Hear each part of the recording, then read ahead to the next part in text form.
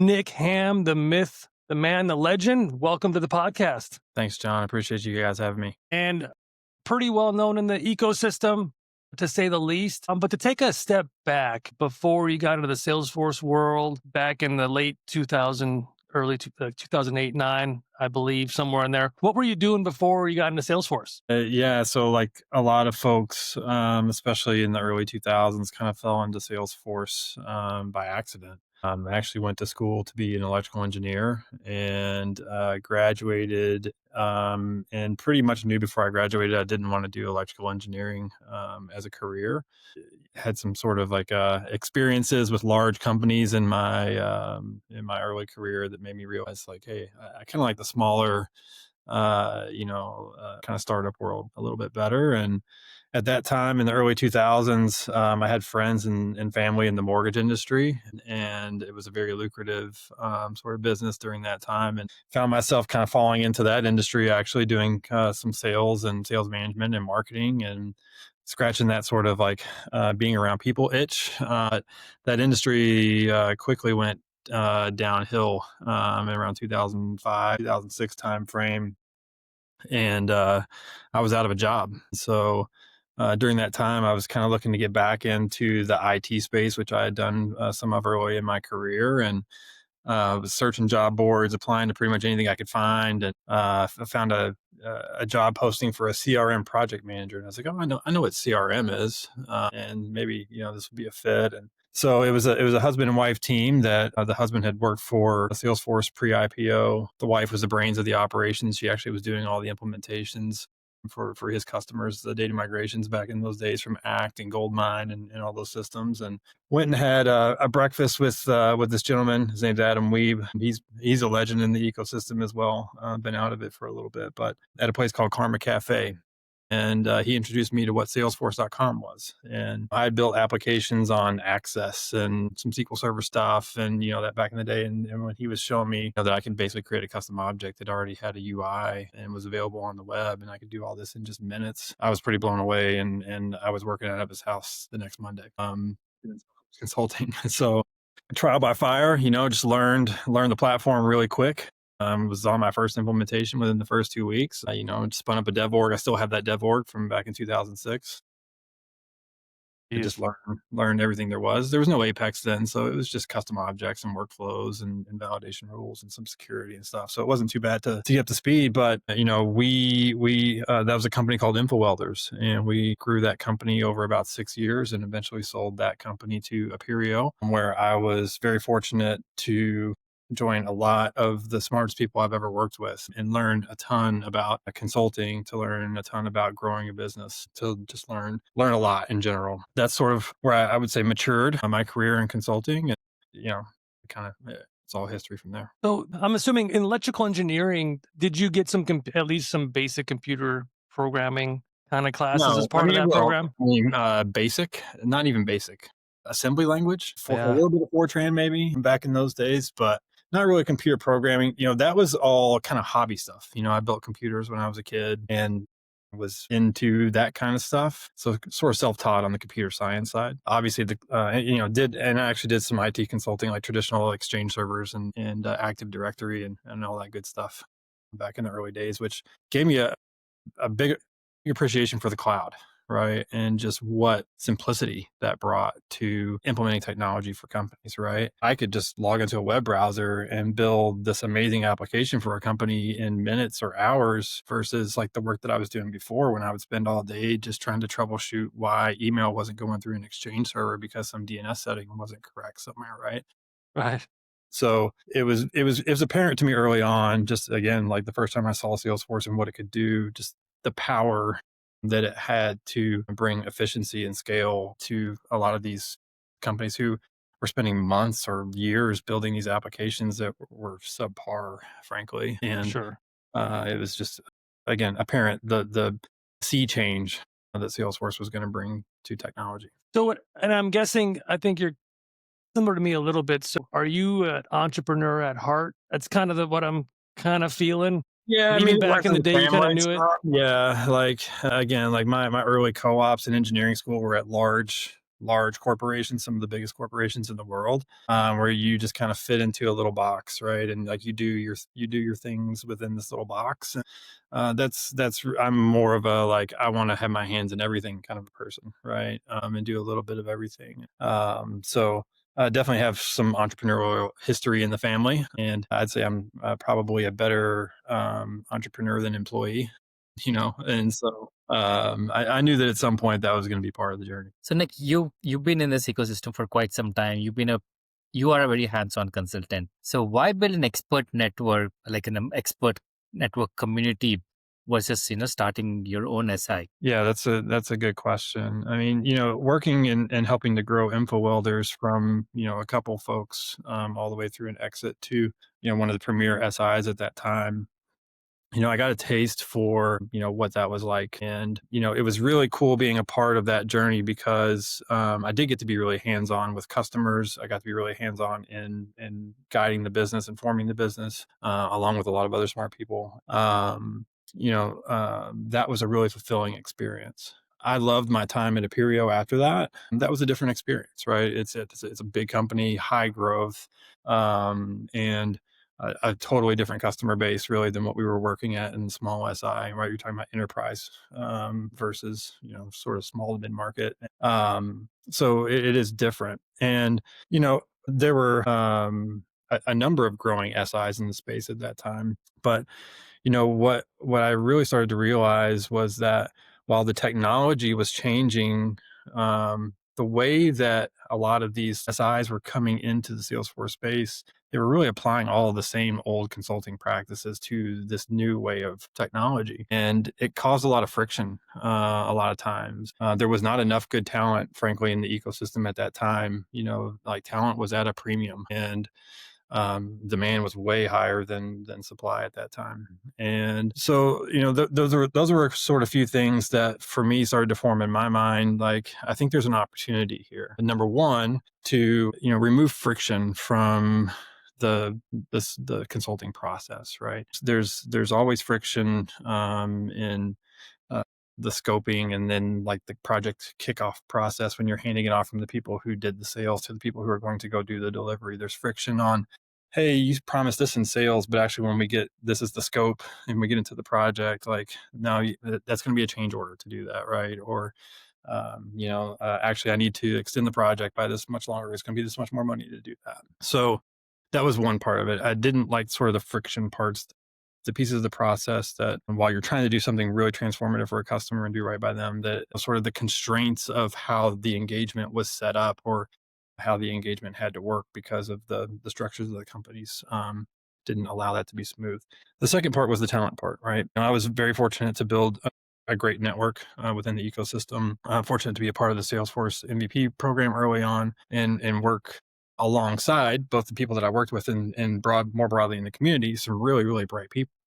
And at that time, when supply was a lot lower than demand, there were a lot of really smart people who were going out and starting their own companies, right? Starting their own independent consulting practices. And, it really started to dawn on me that like there are sort of these diamonds in the rough out there that like companies who need that talent aren't going to be able to find.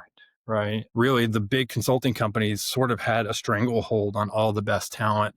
Or if you wanted the really good talent, you're going to have to go to the Deloittes or to the Aperios or to the Accentures of the world. But there were folks who were like these independent consultants who were just as smart, or if not smarter than a lot of people at those companies or used to work for those companies, actually. And so how could customers that needed to find that talent or needed to access that talent find them and access that talent? And so that was sort of the idea behind forming 10K, right? How can I go find really good talent, which is the core of any consulting business. It's a talent business. And then how can I find that talent and make it a less or a frictionless process or a less friction-filled process for customers to engage with that talent, right?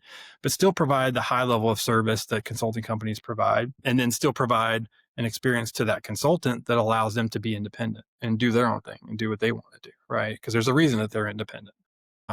It's there's a lot of really cool stories of folks that I've met over the year that are in the community. Some folks want to work 80 hours a week. Some folks want to work 10 hours a week. Some folks want to work 9 months and then go hang gliding in Mexico for the summer, right? So there's lots of different reasons that people want to be independent. And as an entrepreneur, I also realized that 30% of your time at least is spent doing stuff that doesn't make you money, right? You got to chase down customers for invoices, you got to negotiate contracts, you got to sell, you got to market, you got to do the accounting for the business, you got to do legal, you got just a lot of other stuff to do. And it can be lonely, right? Being an independent and kind of running your own business out there. So we also saw an opportunity to provide a support system to help those folks, allow them to continue their journeys and be entrepreneurial, just like we want it to be, but provide them a community, a place of like-minded folks that they could collaborate with, and a little bit of a safety net, if you will, that allowed them to offload some of the non-revenue generating activities. So you Yeah, mentioned removing friction points like a couple of times. And removing friction points is not a one-time thing. It's a continuous activity. It's almost like in your DNA, it becomes a habit. It becomes a culture. Hiring folks as freelancers and trying to remove friction points, is that more easier versus, hiring people as W-2 so then they stay for long term? So for me, it sounds like, it'll probably be much difficult to remove friction points if you have someone who's like uncertain. They're 40 hours a week, 10 hours a week. They move. Sometimes they're available, sometimes they're not available. In your experience, has that been like the opposite? It's a really good question. From a customer perspective, we don't want them to have to worry about that, right? That's the value that we're providing. So we're happy to take on those challenges because those are challenges that a customer would have to face, right? We realize that trying to manage a pool of contractors who have other clients too, besides yourself, is a challenge. It's hard to keep their attention. It's hard to get their attention. Sometimes, like if you don't have enough work for them, you're going to lose their attention, right? And so for us, we made a decision early on that actually we weren't going to focus on freelancers. We were going to focus on folks who wanted to be full-time independent, who wanted to grow their own business. And that is really what our community is made up of. And our first core value is trust. And, our customers want to be able to trust us that when we say, hey, John's going to work for you or Avinash is going to work for you on this project until it's complete and they're going to see it through, that's going to be the case, right? And so we need to have that same level of trust in our community that they're not going to decide, you know what, I don't need this extra income this week, or you know what, like I don't really feel like working the extra this week because I have a full-time job to fall back on. So while I do think that there's a lot of value in the freelance community and that is right for some situations, for us, we really wanted to focus on cultivating a dedicated community of independence and really helping folks that wanted to be entrepreneurial in the ecosystem and really focus on that to grow their businesses. So for us, it actually became an advantage. Now, when you have a traditional consulting company, your job is to hire a team that is the right size for the amount of revenue that you're generating and trying to drive as much utilization out of that team as you can, right? You can't really have a profitable consulting company unless you're driving, 70, 80 plus percent utilization out of the hours that you're paying folks for. And you have this fixed cost of folks that you're paying for. So that can generate some sort of unnatural, or what I would call friction points, for how you staff teams, how you staff individuals to a project, who's available right now, who's on the bench, who doesn't have the right amount of utilization, right? So it might make you as a consulting company do some unnatural things that might not always be in the exact best interest of the customer, right? For us, we can create bespoke teams based on who has the best skills for this specific project, right? And for us, we don't have to drive any amount of utilization through that team, right? If you have 20 hours a week to give us, great. We'll try to use that 20 hours. If you have 10, great. If you have 40, perfect, right? We know that going into that situation, and we're totally okay with folks having other customers, right, outside of us. In fact, we would encourage that because I think that's healthy for their business. As long as we've set the right expectations on both sides, then actually this becomes a very interesting value proposition for our customers, because I don't need to drive full-time utilization, for example, for folks, right? I can do fractional types of resourcing. And as the ecosystem has sort of matured from these big transformation and implementation projects to more managed services type projects, or sort of ongoing support, or sort of like short-term project type of scenarios, these fractional types of engagements have become a lot more of what customers are asking us for. It's interesting because I know the term community, I've been trying to think in my head, because I'm assuming 10K is still the direct contract with the end client, and then things flow down from there. And I know the term community, when I think of community, I'm trying to think through other alternate terms for that, but it's still 10K is still a business that has many different independent operators and consultancies underneath it. But the community term, what part makes it a community versus just 10K is just a full blown big consultancy? That's a great question. Or a question that we get a lot too is what makes you different than just a recruiting firm, right? That has a bunch of resumes of people that then you just, and somebody comes to you for a need and you just go find a resume and you give them a resume, right? So I think there's a couple parts to that question. One, yes, we go to market just like a consulting company, right? Just like an Aperio or a Deloitte or anybody else that's a partner in the ecosystem. So that means we have, methodologies and processes and accelerators and templates and technology that we use to support projects.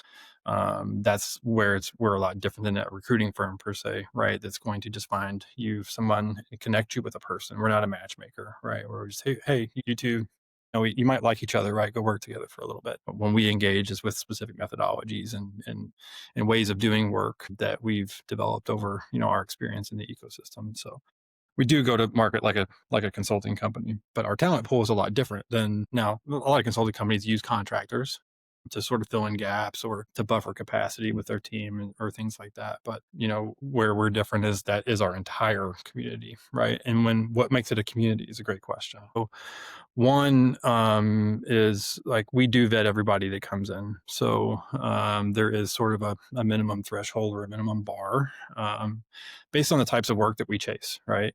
We typically are going after the more complex type of work, architectural strategy, very complicated technical types of projects, right?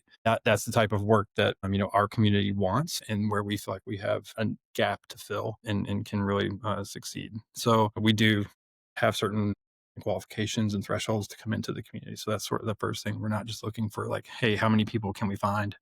And how many resumes can we have in the queue? The second is, we're actively trying to either promote individuals in this community. We're trying to drive engagement through that community, both from the 10K perspective, like, hey, here's some things that you might want to know or learn about, or here's some opportunities that we're going to share with you to engage with other partners that we have or things like that. But we also want the community to engage with each other and have that be a space where, this sort of segment of the Salesforce community, the broader Salesforce community of independent consultants can come together to ask each other questions, ask each other advice, even work with each other on their own projects, right? If they need to tap into each other for that expertise. And that's really a concept that I learned as part of the Salesforce MVP program. And it was really nice to have that even before there was an MVP program, right? There was sort of the pre-MVPs, if you will, who were just out there helping each other on Twitter or on, these different community forums. And we really wanted to bring sort of the value in that same concept to this segment, the independent consultant community that we wanted to support. Makes sense. That makes sense. So you recently published a report, which obviously is making a lot of waves. Like people are like leveraging that report. That is interesting things that came out of the report. But overall, from a Salesforce ecosystem, if you look at it, it seems like there's a lot of redistribution of work that's happening. So since we talked about like early 2000s where there were a lot of greenfield implementations, but now it's been more like a customer either unhappy with an SI, they want some enhancements. It almost seems like there's work that's just being redistributed among other SIs. So curious to hear your perspective, from your research. Has that been the outcome, or are you noticing that there's actually more demand for like actual Salesforce work? It's hard to say if there's more demand for Salesforce work overall than say 10 years ago. I would definitely say that the demand has changed. So in my sort of experience or tenure, there's been sort of a few different little waves, right? So there was the 2008 wave, right? Where we had the financial crisis. There were lots of layoffs across all businesses. Well, when that happened, that was actually sort of a boom for consulting, right? Because companies still needed to get things done, yet they didn't have the employees to get them done. And so that actually generated a bit of a spike. And I think sort of a growth spurt in the consulting community at that time. That sort of settled down, and then we had COVID. So obviously during COVID, everyone was forced to work remotely. Companies who hadn't gone through some of these digital transformations and were sort of holding out had no choice at that point, right? You've got a remote workforce. You need to enable them to work. So that was yet another boom for just the broader ecosystem, I think, at that time, because it wasn't necessarily as much of an employment crisis as it was there's a lot of demand, right? And it just needs to be filled, whether it's through consulting, whether it's through employees, whatever it might be. The last 2 years, we've sort of felt the hangover from that, right? Where then a lot of those projects and investments got done, or they didn't, but we didn't need to make those investments any longer, right? The level of investment didn't need to be the same. And so, as you've seen that retraction, along with some other, I think, broader macroeconomic trends. And then we could talk about AI and how that's factored into it as well. I think that has definitely changed the demand.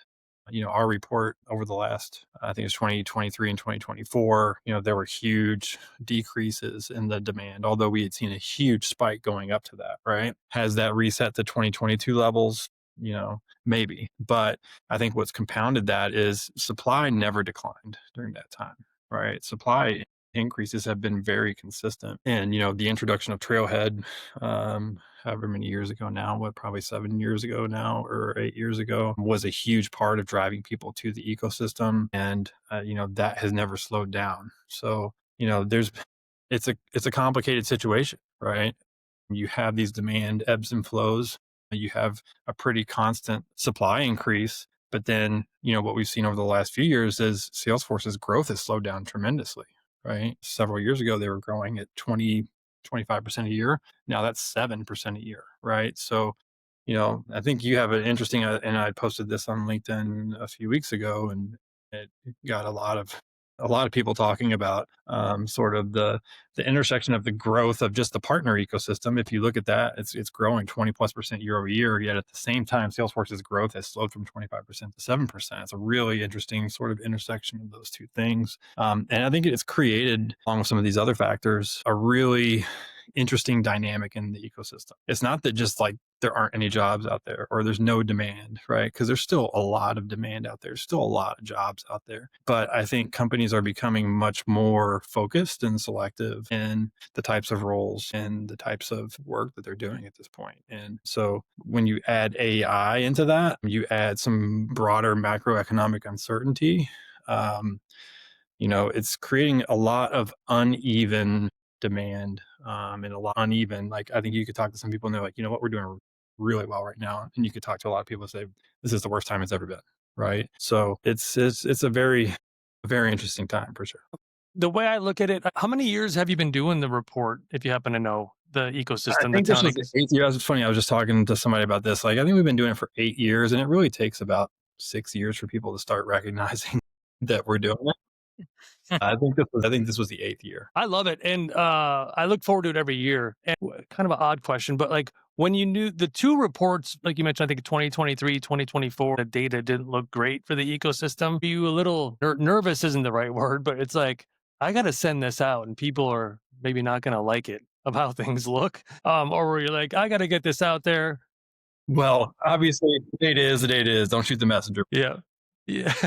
But we certainly use it for our own business. I hope other people use it for their own forecasting and just their own planning as well. Those trends can mean different things for different audiences, right? Sometimes a decline in hiring demand can be good for consulting, right? We saw that in 2008 and 2009. In this case, I don't know that is the same kind of correlation, right? I think this is just a broader slowdown in the ecosystem overall because there's so much supply, right?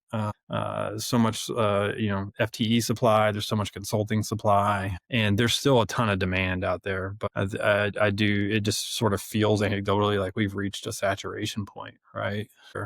Again, I was talking to somebody about this earlier.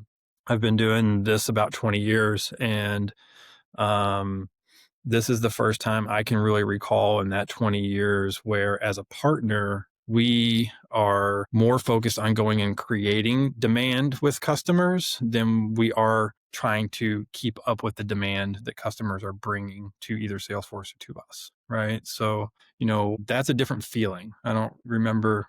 Certainly, that's always been a part where you're trying to lead customers along in these innovative journeys, right? But, there's always seems to have been more customer generated demand than partner or Salesforce generated demand. And it feels like to me, this is a sort of an inflection point. So of the ones who say that, we're doing great, this seems to be like working really well for us. Curious to know, what have they shared? Like, why is it been working well for them as compared to others? Sure. Well, I don't know that I could speak to maybe, well, I can't speak to anybody's very specific situation, but I think more broadly, there are a few things where I do see that, there are some bright spots. I think one is the folks who have focused on a niche and on a niche that's doing well, right? So you can focus on a niche and still not do well, right? I mean, if that industry is not doing well and that's your thing, then you're still going to be in a challenging spot. But for folks that have picked a niche where, again, from a macro perspective, there's still a lot of activity, or maybe still a lot of legacy technology that hasn't been replaced. Like higher education, I think, is one area where institutions didn't take advantage of sort of the earlier digital transformation cycles that private businesses took care of, right? So there's still some sort of latent demand in that industry, or, the whole government digital transformation. There's been a lot of companies moving into that space. But there's even sort of some like ancillary demand there from companies who want to serve the government moving into like a GovCloud type of space with Salesforce, right? So again, I think there are pockets there. So from a like there's sort of the industry specialization standpoint or the capability specialization standpoint, some of those are still doing really well. And I think if you look at from an independent consultant standpoint, those folks that can provide very good strategy services, those folks that have very deep technical skills, those have never gone out of style, right? I think, sort of the general consensus right now is like, hey, everything's moving towards like architecture and like, okay, well, why? Well, the folks who can bridge sort of business needs with technology solutions, well, that's always been what's in them, frankly, right? That's what the original admins were, right? So that's always where the skills lie. It's just that now sort of the value is in sort of the deeper technical skills, or folks who can do the more complex types of mapping of business needs to technology, and sort of that focus of where the real demand is has narrowed a little bit. From people who are maybe more broadly able to do that to people who can do that more specifically and in more depth. And I've seen some data, put together some data. It looks like the outlook,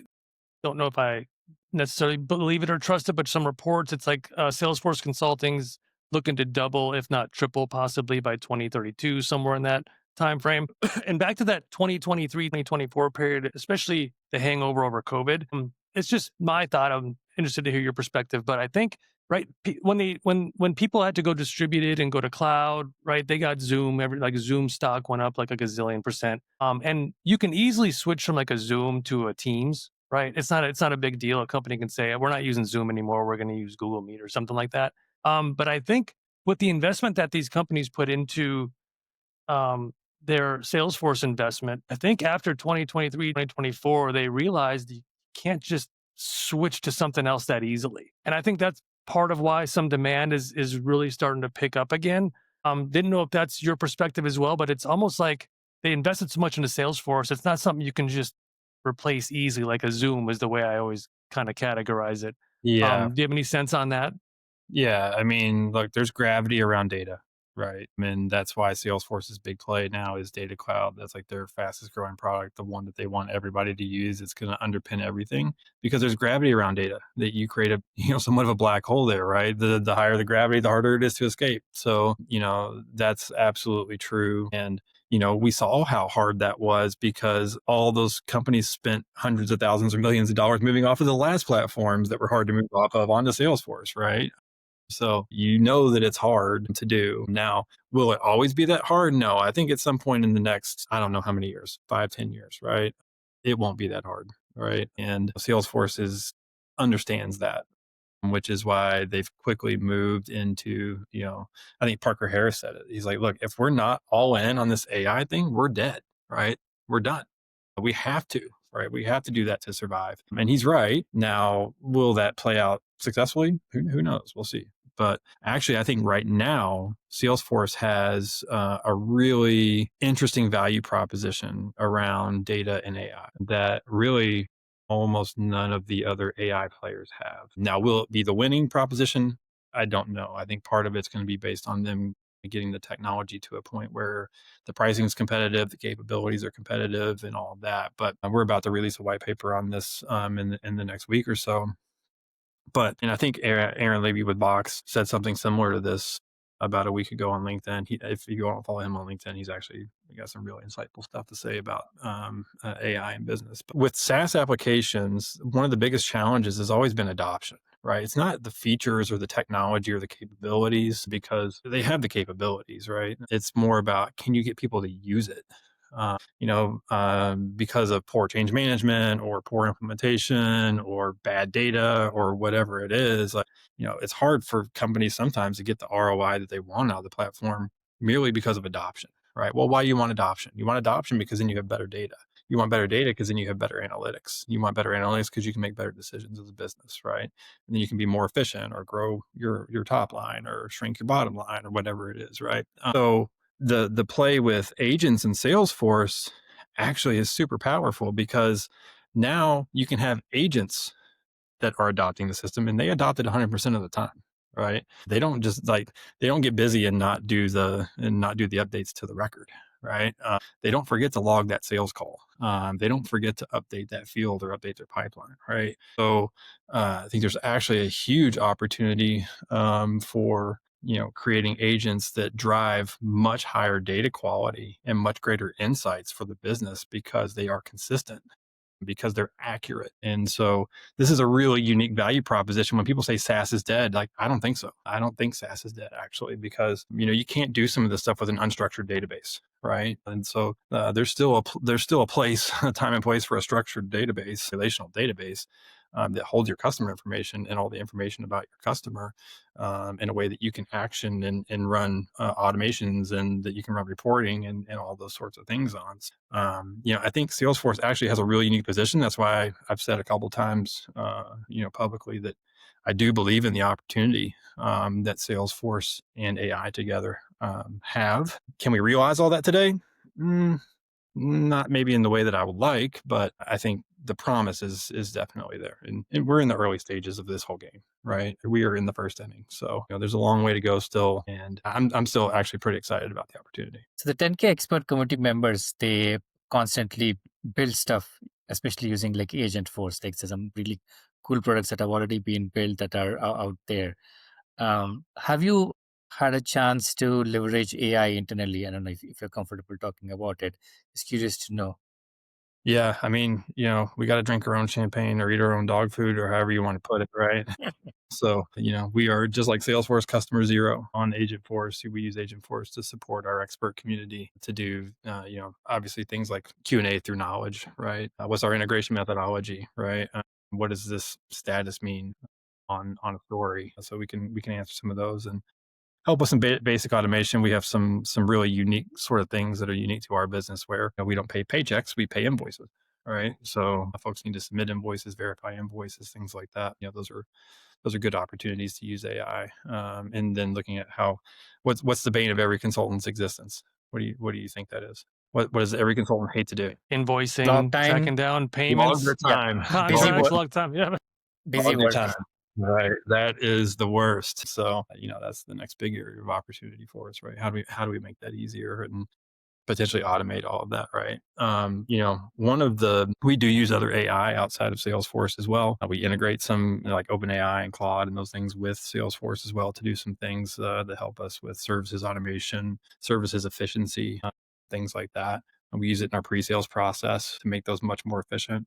And sort of one of the linchpins to all of this that I don't know how many companies are really doing this, but so much corporate knowledge now lies in meetings, right? And the conversations that you have. And because we're not really all in offices meeting, like all these are through Zoom or Google Meet or Teams or whatever you're using, you can transcribe those, right? And like that is the corporate corpus of knowledge now, is what's discussed in these meetings, right?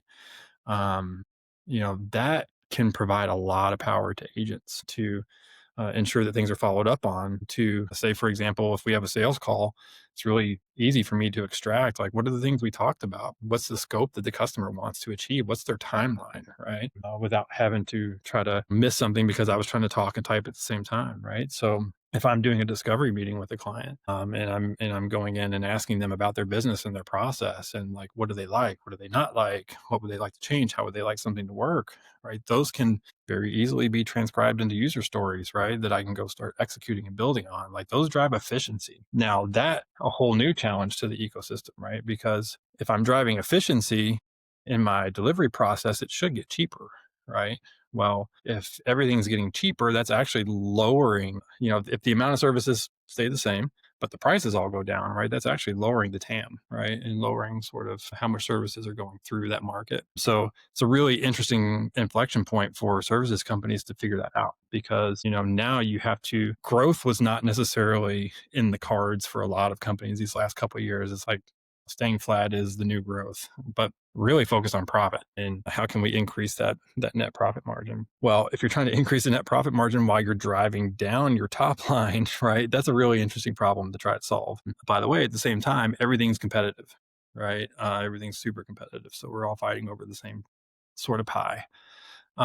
So I think the consulting companies of today, to make it through the next few years, have some really interesting problems to solve, right? And I think you're going to see a lot of interesting ways to come about this. And actually, now you've got software companies that are starting to compete in the services space as well, right? You have these AI companies. I just was on a demo with one today. It was really compelling. Type in your business need and it can create all the metadata for you along with the code and everything and just deploy it. That's scary for a consulting company, right? So consultants out there are going to have to start thinking about the value that they're providing to customers and how they're providing that value through the assets that they have. And, how can they make that efficient? How can they make that valuable? And what are the types of things that are going to be sort of future proof as AI starts to sort of eat more and more of the services industry? Change gears a little bit. I know we talked about entrepreneurship, et cetera. Has there been a couple challenges over the last 20, 15 years, et cetera? Some just, holy cow, these 2 years were crazy. They were tough. I learned a lot. When you reflect back, are there some of those points in your 10K journey and your entrepreneur journey where it's like, for these 2 years, like I got just beat up and I learned so much and that's part of the process? Or has it always been, since 2008, essentially pretty good? Man, there's always Yeah. stuff to learn. I will tell you that anybody who says that entrepreneurship is an easy journey is either really lucky or so. Or crazy? Yeah, well, I would say, of most of that journey has been great. This is a great ecosystem to be in. There's been lots of demand for good talent, right? So, as long as you do right by customers and build a good brand for yourself by doing the right thing, then I think it's been really good. Last year was probably the most challenging year of the last 20. I think part of that was, again, macroeconomic trends. I think part of it was we made some bets that didn't pay off, and you learn from that.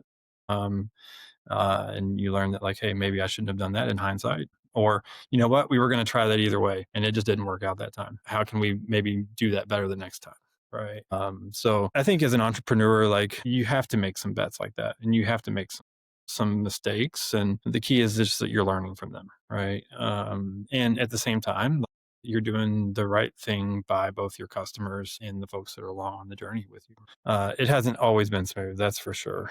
But, again, I really do believe that, like, if you're doing the right things and you're treating people the right way, that, you can navigate a lot of challenging situations. If you have more of a long-term view of it, that you're going to be okay. Awesome. And this has been great. I could go on for hours. This is good stuff. But we typically end with, where do you see K going and where do you see Nick Hamm going in the next 3 to 5 years? That's a great question. Well, I would say from a 10K perspective, we want to be seen as the most innovative Salesforce partner out there, right? Like, we feel like we have a very unique position, a very unique perspective, a very unique asset in this great community that we built. And, we are all in on AI and Salesforce, and we want to be seen as a premier partner out there doing that work in the premier place for smart people who are independent consultants to come and work with. Right. So, that's where I see us going. We definitely, if 50% of our services are not AI related in the next 2 years, we're probably not in business still. Right. And I think that's going to be true for a lot of Salesforce partners, honestly. Where am I going to be? I don't know. In 5 years, I'd love to be on a boat in the Bahamas, but, most likely I'm going to be sitting at this table, paying invoices Awesome. and doing all the things that we do. So I love The the f- ecosystem. I love the work that we do. I love the customers we work with. Right. We just want to continue to do that better. Awesome. So the fire and the drive is still there. Keep this thing going. It is. And again, 10K Advisors, 10kview.com, Nick Hamm. It was great having you on today, Nick. Really enjoyed the conversation. No, I really appreciate the invite, John and Avinash. Thank you so much.